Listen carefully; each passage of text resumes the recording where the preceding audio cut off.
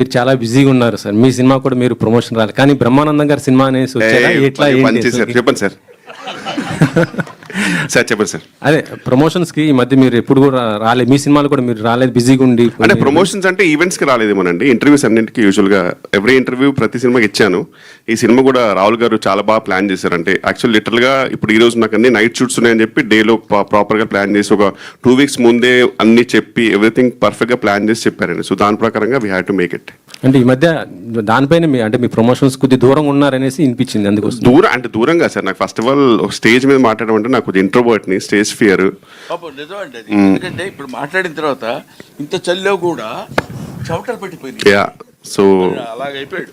Interviews అనుకోండి sir, అంటే మనం I can give అంటీన్ interviews, but stage fear కొంచెం ఉంది అంతే. చెప్పండి సార్.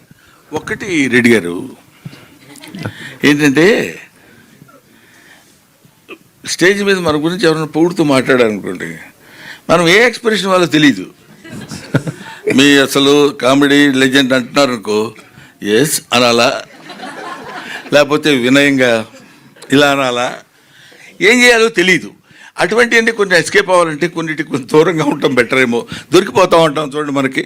అదే గౌతమ్ గారు, అలా అండి. ఇద్దరు లెజెండరీ కమెడియన్స్, మీ నాన్నగారు ఇటు కిషోర్ గారు, వాళ్ళతో చేయటం అంటే మీకు కొద్దిగా కష్టమే కదా, ఎలా? 100% అంటే ఫస్ట్ టైం చెప్పినప్పుడే నాకు చిన్న భయం స్టార్ట్ అయిందండి. అంటే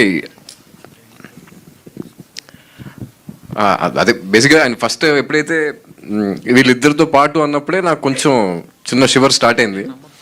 ఫస్ట్ డే షూట్కి మేము వెళ్ళినప్పుడు నాన్నగారితో ఫస్ట్ షాట్ ఉండింది. ఆ సీన్లో బేసిక్గా నేను ఆయన కొంచెం అంటే డామినేట్ చేసి మాట్లాడాల్సిన సీన్ అనమాట అది.